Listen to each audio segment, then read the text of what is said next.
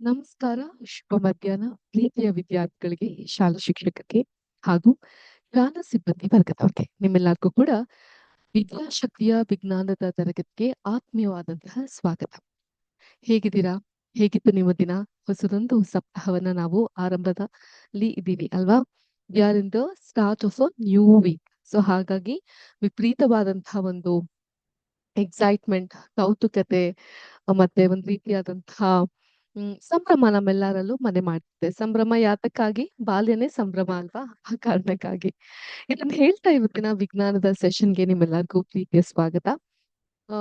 ನನ್ಗೆ ಅಷ್ಟಾಗಿ ಆರೋಗ್ಯ ಸರಿ ಇಲ್ದಿರೋ ಕಾರಣದಿಂದ ವಿಡಿಯೋದಲ್ಲಿ ಬಂದು ನಿಮ್ಗೆ ಪಾಠ ಮಾಡ್ಲಿಕ್ಕೆ ಆಗ್ತಾ ಇಲ್ಲ. ಸೊ ಆಡಿಯೋ ಮೂಲಕ ನಿಮ್ಮನ್ನ ತಲುಪುವಂತಹ ಪ್ರಯತ್ನ ಪಡ್ತಾ ಇದ್ದೀನಿ. ಹಾಗಾಗಿ ಇದೆಲ್ಲ ನಿಮ್ಗೆ ಓಕೆ ಇದೆಯಾ? Is it fine? ಓಕೆ. ಹಾಗಿದ್ರೆ ವಾತಾವರಣದ ಏರಿಳಿತದಿಂದ ಸ್ವಲ್ಪ ಆರೋಗ್ಯದಲ್ಲಿ ವ್ಯತ್ಯಾಸ ಉಂಟಾಗಿದೆ ಮಕ್ಕಳೇ. ಹಾಗಾಗಿ ದಯವಿಟ್ಟು ಕ್ಷಮೆ ಇರ್ಲಿ, ವಿಡಿಯೋದಲ್ಲಿ ಬರ್ಲಿಕ್ಕೆ ಆಗ್ತಿಲ್ಲ. ಇದನ್ನ ಹೇಳ್ತಾ ಇವತ್ತಿನ ವಿಜ್ಞಾನದ ಸೆಷನ್ ಅನ್ನ ಆರಂಭಿಸೋಣ. ನನ್ನ ಸ್ಕ್ರೀನ್ ಮೇಲೆ ಒಂದು ಬೀಗದ ಕೈ ಕಾಣಿಸ್ತಿರ್ಬಹುದು ನಿಮ್ಗೆ. ಕಾಣ್ತಾ ಇದ್ಯಾ? ಬೀಗದ ಕೈ ನೋಡಿದ ತಕ್ಷಣ ಏನ್ ನೆನಪಾಗುತ್ತೆ ನಿಮ್ಗೆ? What you understand? ಬೀಗದ ಕೈ ಅಂದ ತಕ್ಷಣ ಬೀಗದ ಕೈ ನಾವ್ ಏನ್ತಕ್ಕೆ ಉಪಯೋಗಿಸ್ತೀವಿ ಅದನ್ನ? ಯಾರಿಗಾದ್ರೂ ಫಿಟ್ಸ್ ಬಂದಾಗ ಅವ್ರಿಗೆ ಉಪಯೋಗಿಸ್ತೀವಿ ಅಂತ ಒಬ್ರು ಹೇಳ್ತಾ ಇದಾರೆ. ಬಹಳ ಬುದ್ಧಿವಂತರು. ಅದನ್ನ ಹೊರತುಪಡಿಸಿ ಇನ್ನೇನಕ್ಕೆ ನಾವು ಉಪಯೋಗಿಸಬಹುದು ಬೀಗದ ಕೈಯನ್ನ? ಅಫ್ಕೋರ್ಸ್ ಬೀಗವನ್ನ ತೆಗಿಲಿಕ್ಕೆ ನಾವು ಬೀಗದ ಕೈಯನ್ನ ಉಪಯೋಗಿಸ್ತೀವಿ, ಹೌದಾ? ಎಲ್ಲರೂ ಲಾಕ್ ಓಪನ್ ಮಾಡಕ್ಕೆ ಬೀಗದ ಕೈನ ಉಪಯೋಗಿಸ್ತೀವಿ, ಹೌದಾ? ಬೇರೆ ಇನ್ನೇನಕ್ಕೆ ಉಪಯೋಗಿಸ್ತೀವಿ ನಾವು? ಬೀಗಕ್ಕೆ ಸಿಕ್ಲಿಕ್ಕೆ ಉಪಯೋಗಿಸ್ತಾ ಹೋಗ್ತೀವಿ. Very good. ಹೀಗಿರ್ಬೇಕಾದ್ರೆ ನಾವು ಈ ಬೀಗದ ಕೈ ನಮ್ಮ ಜೀವನದಲ್ಲಿ ಒಂದು ಮಹತ್ವವಾದಂತಹ ಪಾತ್ರವನ್ನ ವಹಿಸುತ್ತೆ. ಯಾಕಂದ್ರೆ ಎಲ್ಲಾದ್ರೂ ಸಮಸ್ಯೆ ಅನ್ನುವಂಥ ಲಾಕ್ ಇದ್ದಾಗ, ಬೀಗ ಇದ್ದಾಗ ಅದನ್ನ ಬದಲಾಯಿಸಕ್ಕೆ ಈ ಒಂದು ಬೀಗದ ಕೈ ಅವಶ್ಯಕ. ಅದೇ ರೀತಿ ಯಶಸ್ಸು ಸಿಗ್ಬೇಕಂದ್ರೆ ಶಿಕ್ಷಣವೇ ಈ ಯಶಸ್ಸಿನ ಕೀಲಿಕೈ. ಇದು ಶಿಕ್ಷಣದ ಮಹತ್ವ ಏನು ಅನ್ನೋದನ್ನ ನಮ್ಗೆ ತೋರಿಸ್ತಾ ಹೋಗುತ್ತೆ. ಯಾಕಂದ್ರೆ ಜೀವನದಲ್ಲಿ ಯಶಸ್ಸು, ಜ್ಞಾನ, ಉತ್ತಮ ವ್ಯಕ್ತಿತ್ವ ಮತ್ತು ಉತ್ತಮ ಭವಿಷ್ಯವನ್ನ ಪಡಿಲಿಕ್ಕೆ ಶಿಕ್ಷಣವೇ ಮುಖ್ಯವಾದಂತಹ ಸಾಧನವಾಗಿರುತ್ತೆ ಅನ್ನೋದನ್ನ ನಾವ್ ಯಾವತ್ತೂ ಮರಿಬಾರ್ದು. ಮನೆಯ ಬಾಗಿಲನ್ನ ತೆರೆಯಲಿಕ್ಕೆ ಕೀಲಿಕೈ ಹೇಗೆ ಅಗತ್ಯವೋ ಅದೇ ರೀತಿ ಜೀವನದಲ್ಲಿ ಯಶಸ್ಸಿನ ಬಾಗಿಲನ್ನ ತೆರೀಲಿಕ್ಕೆ ಶಿಕ್ಷಣ ಅಗತ್ಯವಾಗಿದೆ. ಶಿಕ್ಷಣ ಕೇವಲ ಪುಸ್ತಕದ ಜ್ಞಾನವನ್ನ ಮಾತ್ರ ನೀಡೋದಿಲ್ಲ. ಅದು ಒಳ್ಳೆಯ ಆಲೋಚನೆ, ಶಿಸ್ತು, ಆತ್ಮವಿಶ್ವಾಸ, ಸಮಸ್ಯೆಗಳನ್ನ ಪರಿಹರಿಸುವ ಸಾಮರ್ಥ್ಯ ಮತ್ತು ಉತ್ತಮ ಮೌಲ್ಯಗಳನ್ನ ನಮ್ಗೆ ಬೆಳೆಸ್ತಾ ಹೋಗುತ್ತೆ. ಸೊ ಆದ್ರಿಂದ ನಮ್ಮಲ್ಲಿ ಉತ್ತಮವಾದಂತ ಆಲೋಚನಾ ಲಹರಿ, ದ ಥಿಂಕಿಂಗ್ ಕೆಪಬಿಲಿಟಿ ಅಂತ ಕರಿತೀವಿ ನಾವು. ಅರ್ಥ ಆಯ್ತಾ? ಸೊ ಅದು ಬೆಳಿಬೇಕು ಅಂತ ಹೇಳಿದ್ರೆ, ಅದನ್ನ ಡೆವಲಪ್ ಮಾಡ್ಕೊಬೇಕಂತ ಹೇಳಿದ್ರೆ, ಜೊತೆಗೆ ಶಿಸ್ತು, ಡಿಸಿಪ್ಲಿನ್, ಆತ್ಮವಿಶ್ವಾಸ, ಕಾನ್ಫಿಡೆನ್ಸ್, ಸಮಸ್ಯೆಗಳನ್ನ ಪರಿಹರಿಸುವಂತಹ ಸಾಮರ್ಥ್ಯ, the ability to solve the problem.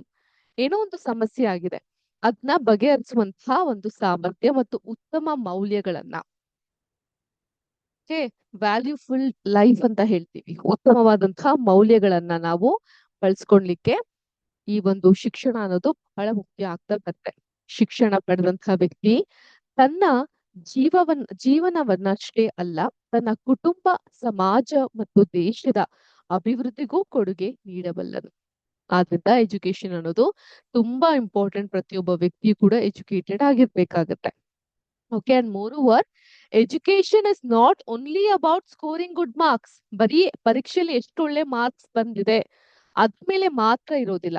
It is also about learning good values, respecting others, developing skills, becoming a better human being. So ಎಲ್ಲಾ ಗುಣಗಳನ್ನ ನಾವು ಅಳವಡಿಸ್ಕೊಬೇಕಾಗತ್ತೆ. ಆದ್ರಿಂದ ಮಕ್ಳೇ, ನಾವು ಶಾಲೆಗೆ ಯಾಕೆ ಹೋಗ್ತೀವಿ? ಕೇವಲ ಪರೀಕ್ಷೆಗಳಲ್ಲಿ ಅಂಕ ಪಡಿಲಿಕ್ಕ? ಉತ್ತಮ ವ್ಯಕ್ತಿಗಳಾಗ್ಲಿಕ್ಕೆ, ಹೊಸ ವಿಷಯಗಳನ್ನ ಕಲಿಯಕ್ಕೆ, ಸರಿಯಾದ ನಿರ್ಧಾರಗಳನ್ನ ತೆಗೆದುಕೊಳ್ಳಿಕ್ಕೆ ಮತ್ತು ನಮ್ಮ ಕನಸುಗಳನ್ನ ನನಸಾಗಿ ಮಾಡ್ಕೊಳ್ಲಿಕ್ಕೆ ನಮ್ಗೆ ಶಿಕ್ಷಣ ಬಹಳ ಮುಖ್ಯವಾದಂತಹ, ಸಹಾಯಕಾರಿಯಾದಂತಹ ಅಂಶವಾಗಿ ನಿಲ್ತಾ ಹೋಗುತ್ತೆ. ಹಾಗಾಗಿ ಶಿಕ್ಷಣ ಅನ್ನೋದು ಬಹಳ ಮುಖ್ಯ ಆಗ್ತಾ ಹೋಗುತ್ತೆ. ಆಯ್ತಾ? ನಮ್ಮ ಒಂದು ಎಜುಕೇಶನ್ ನ ಫುಲ್ಫಿಲ್ ಮಾಡ್ಕೊಳೋದು, ಎಜುಕೇಶನ್ ನಮ್ಮ ಕನಸುಗಳನ್ನ ನನಸು ಮಾಡ್ಕೊಳೋದು. ಇಲ್ಲಿರುವಂತಹ ಎಷ್ಟೋ ವಿದ್ಯಾರ್ಥಿಗಳಿಗೆ ನಾನೊಬ್ಬ ಉತ್ತಮ ಡಾಕ್ಟರ್ ಆಗ್ಬೇಕು, ಶಿಕ್ಷಕರಾಗ್ಬೇಕು, ಅಥವಾ ವೃತ್ತಿಯಲ್ಲಿ ಉತ್ತಮವಾಗಿರುವಂತವ್ರಾಗಿರ್ಬೇಕು ಅನ್ನುವಂತಹ ಆಸೆಗಳು, ಆಕಾಂಕ್ಷೆಗಳು ಇರುತ್ತೆ. ಹೌದಾ? ಅದಕ್ಕೆಲ್ಲ ಕೂಡ ನಮ್ಗೆ ಸಾಕ್ಷಿ ಆಗೋದು, ನಮ್ಗೆ ಸಹಾಯಕವಾಗಿ ನಿಲ್ಲೋದು ಶಿಕ್ಷಣ ಅಂತ ಹೇಳಲಿಕ್ಕೆ ಇಷ್ಟಪಡ್ತೀನಿ. ಆದ್ರಿಂದ ಪ್ರತಿಯೊಬ್ರು ಕೂಡ ಈ ಒಂದು ಶಿಕ್ಷಣದ ಕುರಿತು ಮಹತ್ವಾಕಾಂಕ್ಷೆಗಳನ್ನ ಹೊತ್ತಿರೋದು ಬಹಳ ಮುಖ್ಯ ಆಗ್ತಾ ಬರುತ್ತೆ. ತಿಳಿತಾ ಮಕ್ಳೇ? ನಿಮ್ಗೆಲ್ಲರಿಗೂ ಅರ್ಥ ಆಯ್ತಾ? ಶಿಕ್ಷಣ ಅನ್ನೋದು ಎಷ್ಟು ಮುಖ್ಯ? Education is the key of our success. So ಆದ್ರಿಂದ ಈ ಬೀಗದ ಕೈ ಬಹಳ ಬಹಳ ಮುಖ್ಯ ಆಗ್ತಾ ಹೋಗುತ್ತೆ. ವೆಲ್, ಇದರ ಜೊತೆಗೆ ನೆಕ್ಸ್ಟ್ ಇಂಪಾರ್ಟೆಂಟ್ ಆಗಿರುವಂತಹ ಟಾಪಿಕ್, ನಮ್ಮ ಲಾಸ್ಟ್ ಕ್ಲಾಸಿನ task, the task that was assign to us in the last class. ನಾನು ಯಾವ ಹೋಮ್ ವರ್ಕ್ ಕೊಟ್ಟಿದ್ದೆ ನಿಮ್ಗೆ ನೆನ್ಪಿದ್ಯಾ? ಇನ್ನೊಂದು ಹೋಮ್ ವರ್ಕ್ ಕೊಟ್ಟಿದ್ದಲ್ಲ ಮ್ಯಾಮ್ ಅಂತ ಸುಮ್ನೆ ಕೂರಲ್ಲಪ್ಪ, ಏನಾದ್ರೂ ಒಂದು ಹೋಮ್ ವರ್ಕ್ ಕೊಡ್ತಾನೆ ಇರ್ತೀನಿ. ಏನ್ ಹೋಮ್ ವರ್ಕ್ ಕೊಟ್ಟಿದ್ದೆ ನಿಮ್ಗೆ? Very good. ನಾವ್ ಯಾಕೆ ಅಕ್ಷಿ ಅಂದಾಗ ಕಣ್ಣನ್ನ ಮುಚ್ಕೊಂತೀವಿ? ಸೀನ್ಬೇಕಾದ್ರೆ ನಾವ್ ಯಾಕೆ ಕಣ್ಣನ್ನ ಮುಚ್ಕೊಂತೀವಿ? ಸೀನುವಾಗ ನಮ್ಮ ಕಣ್ಣುಗಳನ್ನ ಏಕೆ ಮುಚ್ಚುತ್ತೇವೆ ಅಂತ ಪ್ರಶ್ನೆಯನ್ನ ಹೇಳಿದ್ದೆ. Right? Why do we close our eyes while sneezing? ಇದಕ್ಕೆ ಮುಖ್ಯವಾಗಿ 2 ವೈಜ್ಞಾನಿಕ ಕಾರಣಗಳಿದೆ. ಒಂದು, ನರಗಳ ಸಂಕೀರ್ಣ ಸಂಪರ್ಕ. ಅದನ್ನ ನಾವು ಪ್ರತಿವರ್ತಿತ ಕ್ರಿಯೆ ಅಂತ ಕರಿತೀವಿ. ಏನಂತೀವಿ ಇದಕ್ಕೆ? ಪ್ರತಿವರ್ತಿತ ಕ್ರಿಯೆ, ರಿಫ್ಲೆಕ್ಸ್ ಆಕ್ಷನ್. ಮೂಗ್ನಲ್ಲಿ ತುರ್ಕಿಯನ್ನ ಗುರುತಿಸುವಂತಹ ನರ ಒಂದಿರ್ತ, ನರನ ನಾವು ಟ್ರೈಜೆಮಿನಲ್ ನರ ಅಂತ ಕರಿತೀವಿ. ಟ್ರೈಜೆಮಿನಲ್ ನರ, ಟ್ರೈಜೆಮಿನಲ್ ನರ. ಮತ್ತು ಕಣ್ಣು ರೆಪ್ಪೆಗಳನ್ನ ನಿಯಂತ್ರಿಸುವ ನರಗಳು ಒಂದಕ್ಕೊಂದು ಹತ್ತಿರವಾಗಿ ಬೆಸ್ಕೊಂಡಿರುತ್ತೆ. ಅರ್ಥಾಯ್ತಾ? ಮೂಗಿನ ನರ, ಕಣ್ಣಿನ ರೆಪ್ಪೆ ನರ ಒಂದಕ್ಕೊಂದು ಹತ್ತಿರವಾಗಿ ಬೆಸ್ಕೊಂಡಿರುತ್ತೆ. ಈ ಮಿದುಳು ಮೂಗಿಗೆ ಸೀನು ಅಂತ ಆಜ್ಞೆ ನೀಡಿದಾಗ ಆ ವಿದ್ಯುತ್ ಸಂಕೇತವು ಅಕಸ್ಮಾತ್ ಆಗಿ ಕಣ್ಣಿನ ನರಗಳಿಗೂ ತಲುಪಿ ಕಣ್ಣುಗಳು ತಾನಾಗಿಯೇ ಮುಚ್ಕೊಳ್ಳುತ್ತೆ. ಅದಕ್ಕೆ ಅಕ್ಷಿ ಅಂದ್ರೆ ಕಣ್ಣು ಹಿಂಗ್ ಮುಚ್ಕೊಂಡ್ಬಿಡ್ತೀವಲ್ವಾ, ಅದೇ ಕಾರಣಕ್ಕೆ. ಜೊತೆಗೆ ಸೀನುವಾಗ ಮೂಗಿನಿಂದ ಕ್ರಿಮಿಗಳು ಮತ್ತು ದ್ರವದ ಹನಿಗಳು ಅತಿ ವೇಗವಾಗಿ ಹೊರಬರುತ್ತೆ. ಇದು ಕಣ್ಣಿಗೆ ಹಾರದಂತೆ ತಡೆಯಲು ಕಣ್ಣು ರೆಪ್ಪೆಗಳು ಸ್ವಯಂ ಚಾಲಿತ ಗುರಾಣಿಯಂತೆ ಮುಚ್ಚಿಕೊಳ್ಳುತ್ತೆ. ಈ ಗುರಾಣಿಗಳು ಹೆಂಗೆ ಈ ಡೋರ್ಗಳು ಕ್ಲೋಸ್ ಆಗುತ್ತಲ್ಲ, ಆ ರೀತಿ ಅದು ಕ್ಲೋಸ್ ಆಗ್ತಾ ಹೋಗುತ್ತೆ. ಅದಕ್ಕೋಸ್ಕರ ಅಕ್ಷಿ ಅಂದಾಗ ನಾವು ಕಣ್ಣನ್ನ ಮುಚ್ತೀವಿ. ಯಾಕೆ? ಮೆದುಳಲ್ಲಿ ಇರುವಂತಹ ನರಗಳು, ಕಣ್ಣಿನ ನರಗಳು ಹಾಗೂ ಈ ಮೂಗಿನ ನರಗಳು ಪಕ್ಕ ಪಕ್ಕ ಇರೋದ್ರಿಂದ, ಒಂದಕ್ಕೊಂದು ಅಡ್ಜಸೆಂಟ್ ಆಗಿರೋದ್ರಿಂದ ಅಕ್ಷಿಯಿಂದ ಮುಚ್ತೀವಿ. ಇನ್ನೊಂದು, ರಕ್ಷಣಾ ಕವಚಕ್ಕಾಗೂ ಕೂಡ ನಾವು ಕಣ್ಣುಗಳನ್ನ ಮುಚ್ತಾ ಹೋಗ್ತೀವಿ. ತಿಳಿತಾ? ಈಗ ಇದ್ರ ಬಗ್ಗೆ ಮಾತಾಡ್ತಾ ನಾವು ನಮ್ಮ ಲಾಸ್ಟ್ ಕ್ಲಾಸ್ ನಲ್ಲಿ ನಾವು ನಮ್ಮ ಫಸ್ಟ್ ಚಾಪ್ಟರ್ ನ ಸ್ಟಾರ್ಟ್ ಮಾಡಿದ್ವಿ. ಹೌದಾ? In our last class we had started with our first chapter. So ಒಂದು ಕ್ವಿಕ್ ರೀಕ್ಯಾಪ್ ನೋಡ್ಕೊಡ್ತಾ ಬರೋಣ. ಫಸ್ಟ್ ಚಾಪ್ಟರ್ ಬಗ್ಗೆ ನಾವೇನೆಲ್ಲ ಕಲಿತಾ ಹೋಗಿದ್ವಿ ನಮ್ಮ ಲಾಸ್ಟ್ ಕ್ಲಾಸ್ ನಲ್ಲಿ ಅನ್ನೋದು.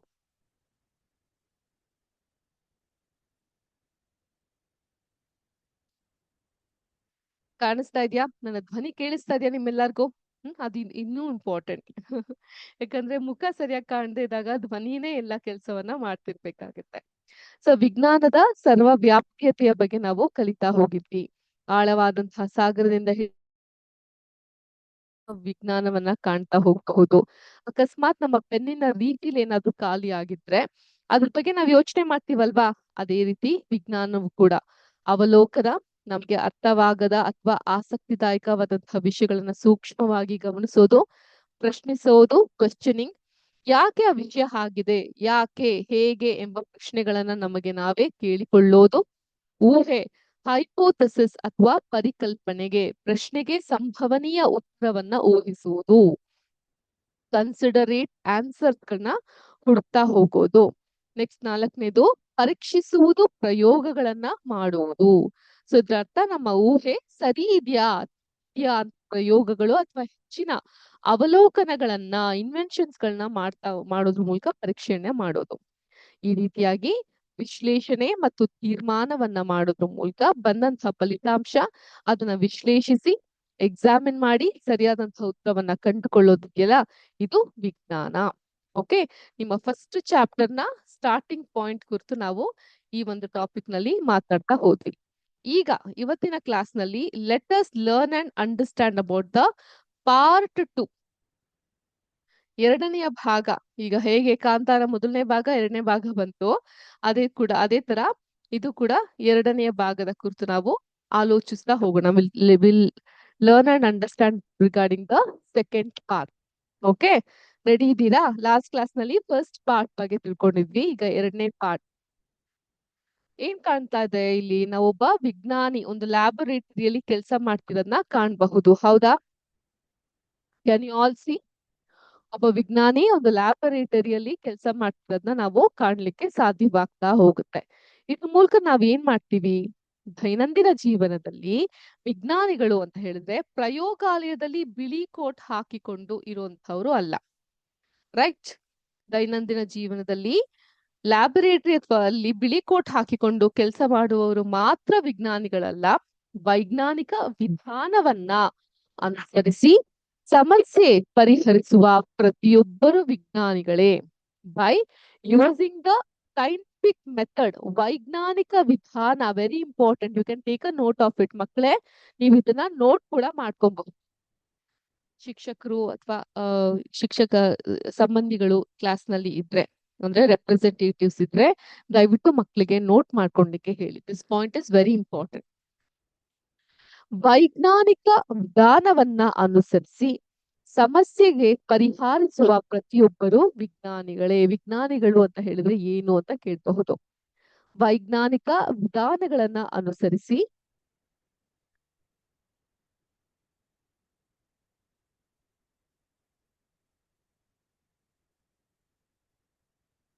ಸಮಸ್ಯೆ ಪರಿಹರಿಸುವ ಪ್ರತಿಯೊಬ್ಬರು ಕೂಡ ವಿಜ್ಞಾನಿಗಳೇ.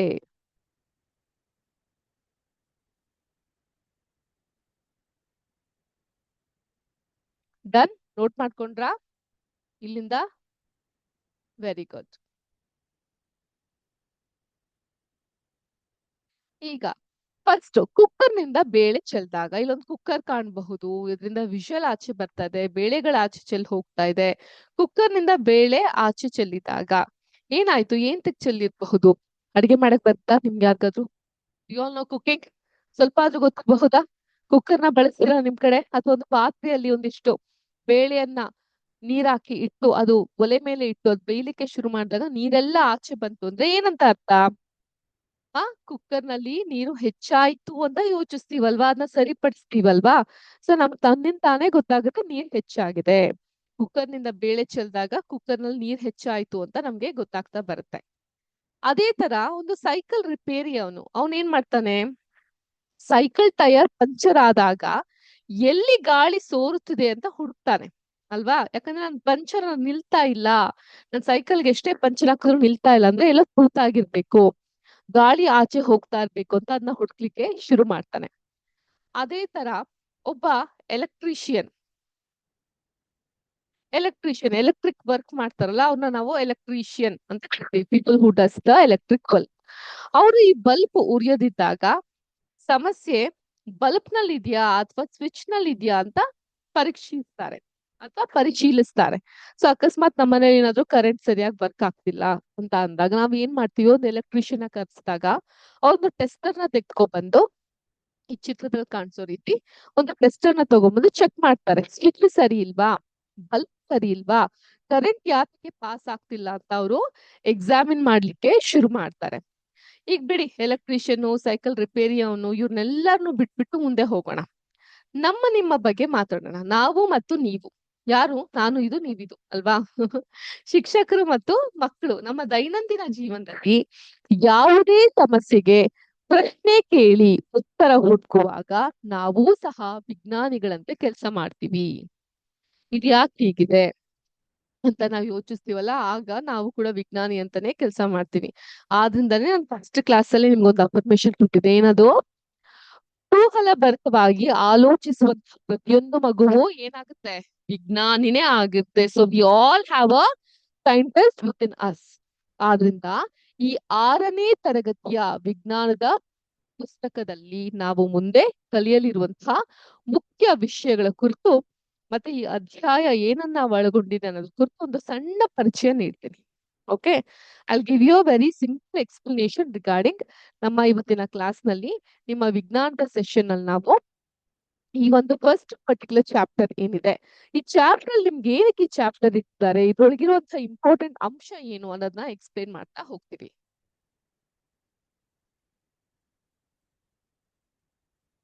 ಕೇಳಿಸ್ತಾ ಇದೆಯಾ? ಅರ್ಥ ಆಗ್ತಾ ಇದೆಯಾ? ಇಲ್ಲಾಂದ್ರೆ ತುಂಬಾ ವೇಗವಾಗಿ ಹೋಗ್ತಾ ಇದೀವಿ ಅಂತ ಅನ್ಸುತ್ತಾ, ನಿಧಾನವಾಗಿ ಹೋಗ್ತಾ ಇದೀವಿ ಅಂತ ಅನ್ಸುತ್ತಾ? ಅದ್ರ ಬಗ್ಗೆ ಯೋಚನೆ ಮಾಡ್ತಾ ಕಲ್ತ್ಕೊಳ್ತಾ ಹೋಗೋಣ.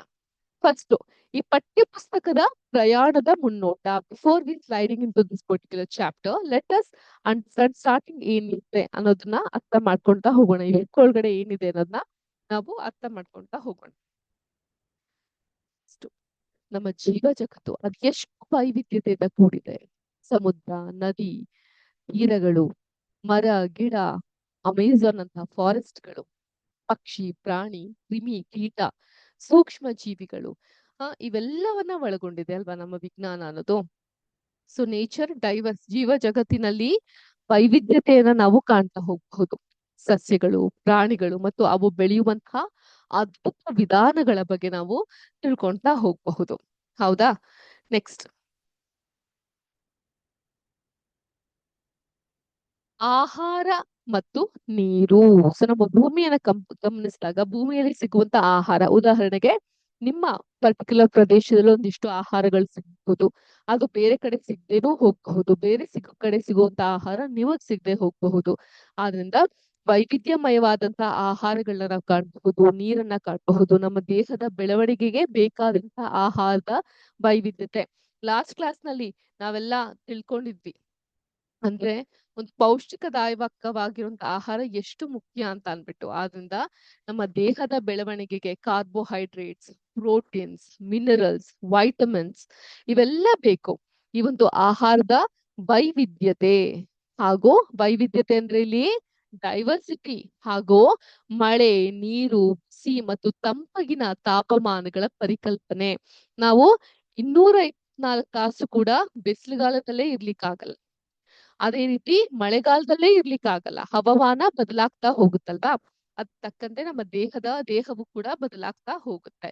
ಸೊ ಇದ್ರ ಪರಿಕಲ್ಪನೆಗಳ ಬಗ್ಗೆ ನಾವು ತಿಳ್ಕೊಳ್ಳೋದು ಬಹಳ ಅವಶ್ಯಕ ಆಗ್ತಾ ಬರುತ್ತೆ. ಮತ್ತೆ ನಮ್ಮ ಸುತ್ತಲಿನ ವಸ್ತುಗಳು, ಸುತ್ತ ಕಣ್ಹಾಯ್ಸಿ ನೋಡಿದಾಗ ಅಲ್ಲೆಲ್ಲೋ ಒಂದು ಕಬ್ಬಿಣದ ತುಂಡನ್ನ ಕಾಣಬಹುದು ನೀವು. ಮ್ಯಾಗ್ನೆಟ್, ಕಾಂತಗಳನ್ನ ನೋಡಬಹುದು, ಪೇಪರ್ಸ್ ಗಳನ್ನ ನೋಡಬಹುದು, ಲೋಹ ಅಥವಾ ಮೆಟಲ್ಸ್. ಲೋಹ ಅಂದ್ರೆ ಮೆಟಲ್ಸ್ ಅಂತ ನೋಟ್ ಮಾಡ್ಕೊಳ್ಳಿ. ಲೋಹ ಅಂದ್ರೆ ಮೆಟಲ್. ಪ್ಲಾಸ್ಟಿಕ್, ಕಾಂತ, ಕಾಂತ ಅಂದ್ರೆ ಮ್ಯಾಗ್ನೆಟ್. ಅರ್ಥ ಆಯ್ತಾ? ಬಟ್ಟೆಗಳು, ವಸ್ತ್ರಗಳು, ಬಾಚಣಿಗೆಗಳು, ಪೆನ್ನು, ಪೆನ್ಸಿಲು, ಡೆಸ್ಕು, ಸ್ಕೂಲ್ ಪುಸ್ತಕ, ವಾಟರ್ ಬಾಟಲ್, ಅದ್ರೊಳಗಡೆ ಇರುವಂತಹ ನೀರು, ನಾವು ತರುವಂತ ಆಹಾರ, ನಮ್ಮ ಬಾಯಿಯಲ್ಲಿ ಇರುವಂತಹ ಹಲ್ಲುಗಳು, ಕೂದಲು, ಇವೆಲ್ಲವೂ ಕೂಡ ವಿಜ್ಞಾನವೇ. ಇವುಗಳ ಗುಣಲಕ್ಷಣಗಳ ಬಗ್ಗೆ ನಾವು ಅವಲೋಕನೆ ಮಾಡ್ತಾ ಹೋಗ್ತೀವಿ. We start analysing about these particular materials in and around us. ಹೌದಾ? ಕೊನೆಯದಾಗಿ ಈ ಬ್ರಹ್ಮಾಂಡದ ಕೌತುಕಗಳ ಬಗ್ಗೆ, ಕಾಗದ, ಲೋಹ, ಪ್ಲಾಸ್ಟಿಕ್, ಕಾಂತ ಅಂದ್ರೆ ಮ್ಯಾಗ್ನೆಟ್, ಬಟ್ಟೆಗಳು ಇತ್ಯಾದಿಗಳ ಗುಣಲಕ್ಷಣಗಳನ್ನ ನಾವು ಇಲ್ಲಿ ಅರ್ಥ ಮಾಡ್ಕೊಂತಾ ಹೋಗ್ತೀವಿ. ಅದೇ ತರ ನೆಕ್ಸ್ಟ್ ಈ ಒಂದು ಬ್ರಹ್ಮಾಂಡ ಗ್ಯಾಲಕ್ಸಿ ಅಂತ ಕರಿತೀವಿ. ಇದು ಭೂಮಿಯನ್ನ ದಾಟಿ ಸೂರ್ಯ, ಚಂದ್ರ ಮತ್ತು ಅಸಂಖ್ಯಾತ ನಕ್ಷತ್ರಗಳ ಅನ್ವೇಷಣೆಯನ್ನ ಮಾಡುತ್ತೆ. Okay, there are millions and millions of stars ಗಳು. ಅವುಗಳ ಒಂದು ಏನ್ ಹೇಳ್ತಾರೆ, ಅನ್ವೇಷಣೆಯನ್ನ ಈ ಒಂದು ಗ್ರಹಗಳು ಮೂಲಕ ನಾವು ಕಾಣ್ತಾ ಹೋಗಬಹುದು. ಯಾವ್ದ್ರ ಮೂಲಕ? ವೆರಿ ಗುಡ್, ಬೈನಾಕ್ಯುಲರ್ ಮೂಲಕ ನಾವು ನೋಡ್ತಾ ಹೋಗಬಹುದು. ಸೊ ಇವೆಲ್ಲವನ್ನ ಒಳಗೊಂಡಿರುತ್ತೆ, ಈ ಒಂದು ಕೌತುಕತೆಗಳನ್ನ ಒಳಗೊಂಡಿರುತ್ತೆ ವಿಜ್ಞಾನ. ಸೊ ಭೂಮಿಯನ್ನ ದಾಟಿ ಸೂರ್ಯ, ಚಂದ್ರ ಮತ್ತು ಅಸಂಖ್ಯಾತ ನಕ್ಷತ್ರಗಳ ಅನ್ವೇಷಣೆಗೆ ಈ ಒಂದು ವಿಜ್ಞಾನ ಅನ್ನೋದು ಬಹಳ ಚಮತ್ಕಾರಿಯಾಗಿ, ಬಹಳ ಇಂಪಾರ್ಟೆಂಟ್ ಆಗಿ ಕಾರ್ಯನಿರ್ವಹಿಸ್ತಾ ಬರುತ್ತೆ. ತಿಳಿತಾ ಮಕ್ಳೇ? ಅರ್ಥ ಆಯ್ತಾ? ಸೊ ವಿಜ್ಞಾನ ಅನ್ನೋದು ಈ ಫಸ್ಟ್ ಚಾಪ್ಟರ್ ಅಲ್ಲಿ ನಮ್ಗೆ ಹೆಂಗೆ ಹೆಲ್ಪ್ಫುಲ್ ಆಗುತ್ತೆ ಅಂತ. ಕೆಲವೊಂದಿಷ್ಟು ಆಕ್ಟಿವಿಟೀಸ್ ಗಳನ್ನ ನೀವು ಕ್ಲಾಸ್ ಅಲ್ಲಿ ಮಾಡ್ತಾ ಹೋಗಬಹುದು. ಅಂದ್ರೆ ಇವಾಗ ಕೊಲಾಬ್ರೇಷನ್ ಮಾಡ್ಕೊಂಡು ಈ ವಿಜ್ಞಾನದಲ್ಲಿ ಏಕಾಂಗಿಯಾಗಿ ಕಲಿಯೋದ್ಕಿಂತ ಗೆಳೆಯರೊಂದಿಗೆ ಗುಂಪಿನಲ್ಲಿ ಚರ್ಚಿಸಿ ಪ್ರಯೋಗಗಳನ್ನ ಮಾಡೋದಿದೆಯಲ್ಲ, ಅದು ಕಲಿಯೋದು ಹೆಚ್ಚಿನ ಸಂತಸವನ್ನ ನಮ್ಗೆ ನೀಡ್ತಾ ಹೋಗುತ್ತೆ. As a group if you find an invention, ಏನೋ ಒಂದು ಹೊಸತನ್ನ ಕಂಡುಹಿಡಿಯೋದು, ಮತ್ತೆ ಯಾಕೆ ಅಂತ ಪ್ರಶ್ನಿಸೋದು. ಬುದ್ಧಿವಂತರಾಗ್ಬೇಕು ಅಂತ ಹೇಳಿದ್ರೆ ಉತ್ತಮ ಕಲಿಕೆ ಆಗೋವರೆಗೂ ಯಾಕೆ ಅಂತ ಪ್ರಶ್ನಿಸುವಂತಹ ಗುಣವನ್ನ ಮೈಗೂಡಿಸ್ಕೊಬೇಕು. ಅಂಡ್ ನೆನ್ಪಿಡಿ, ಎಲ್ಲಾ ಪ್ರಶ್ನೆಗಳಿಗೂ ಒಂದೇ ತರಗತಿಯಲ್ಲಿ ಉತ್ತರ ಸಿಗದಿರಬಹುದು. ನಾನು ಇವಾಗ ಒಂದು ಹಾಫ್ ಅನ್ ಅವರ್ ಕ್ಲಾಸ್ ನಲ್ಲೇ ನಿಮ್ಗೆಲ್ಲಾ ತಂದು ನಿಮ್ಗೆ ಆ ಧಾರೆ ಹೇರ್ಲಿಕ್ಕೆ ಸಾಧ್ಯ ಆಗದೆ ಇರಬಹುದು. ಆದ್ರೆ ಈ ವಿಜ್ಞಾನದ ಪ್ರಯಾಣ ಇದೆಯಲ್ಲ, ಅದು ಮುಂಬರುವ ವರ್ಷಗಳಲ್ಲೂ ಮುಂದುವರಿಯುತ್ತೆ. ಆದ್ರಿಂದ ನಿಮ್ಮ ಕುತೂಹಲವನ್ನ ಯಾವತ್ತಿಗೂ ನಿಲ್ಲಿಸ್ಬೇಡಿ. Never ever stop your curiosity. ಇದು ಈ ಒಂದು ಪರ್ಟಿಕ್ಯುಲರ್ ಪಾಠ ನಾವೇನ್ ಕಲಿತಾ ಇದೀವಲ್ಲ ಅದ್ರ ಒಂದು ಜೀವಾಳ ಅಂತ ಹೇಳ್ಬಹುದು. ಒಂದು ಕ್ವಿಕ್ ರೀಕ್ಯಾಪ್ ಅನ್ನ ಮಾಡ್ತಾ ಬರೋಣ ಇವತ್ತಿನ ಚಾಪ್ಟರ್. ಬರೀ ಲ್ಯಾಬೊರೇಟರಿಯಲ್ಲಿ ಇರುವಂತವ್ರನ್ನ, ವೈಜ್ಞಾನಿಕ ಪರೀಕ್ಷೆಗಳನ್ನ, ಸಂಶೋಧನೆಗಳನ್ನ ಮಾಡೋರ್ನ ಮಾತ್ರ ನಾವು ವಿಜ್ಞಾನಿಗಳು ಅಂತ ಕರೆಯೋದಿಲ್ಲ. Right, next.